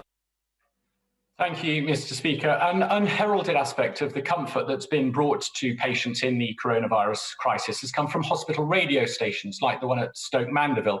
Will my right honourable friend join me in thanking the volunteers who've provided the only company to COVID patients when they weren't allowed to have visitors, and do all he can to support hospital radio stations in the months and years ahead? Secretary of State. My honourable friend should be very proud to represent Stoke Mandeville Hospital and Stoke Mandeville Hospital Radio, because he's right that hospital radio is always important, but at times like this when visitors haven't been able to go into hospitals, it's even more important, and I'm very, very pleased that he raised it. Ben Lake. Mr. Speaker, the Secretary of State has mentioned that both the R rate and the level of new cases are important factors in determining the government's decision-making. But could he clarify whether the way in which these factors differ across the UK will also be considered in future planning, including in relation to financial assistance programmes? Secretary of State. Yes. We go to audio only. Dan Jarvis. Dan Jarvis. Thank you, Mr. Speaker. Inequality is not new, but this exposes injustice. The COVID-19 mortality rate, the poorest 10%, is around double that of the most affluent. Does the Secretary of State agree that we must tackle this disparity, and will he commit to building a healthier country as we emerge from this crisis? I think he's got it. Secretary of State. Yes, I will. Go to Dr. James Davies. Dr. James Davies. Thank you, Mr. Speaker. It's widely believed that the impact of COVID-19 in the UK has been greater due to high levels of obesity. Does my right honourable friend agree with me that we must do more to tackle the causes of obesity in our society? Secretary of State. Yes, it is. In fact, it is true that the early evidence shows that obesity is a major factor in the impact on an individual of COVID-19. And in fact, in one early study by Dr. Ben Goldacre, it implied that serious obesity is one of the greatest factors after age. And so we must make sure that we tackle obesity across the nation. I look forward very much to working with the Prime Minister to bring forward plans to tackle obesity. And I'd also like, if I may, cheekily, Mr. Speaker, to also thank all community first responders for the work that they're doing, because I know that my honourable friend, the member for Brigg and Gould, wanted to ask about that. I'm now suspending the House for 15 minutes till 4:49. Order, order.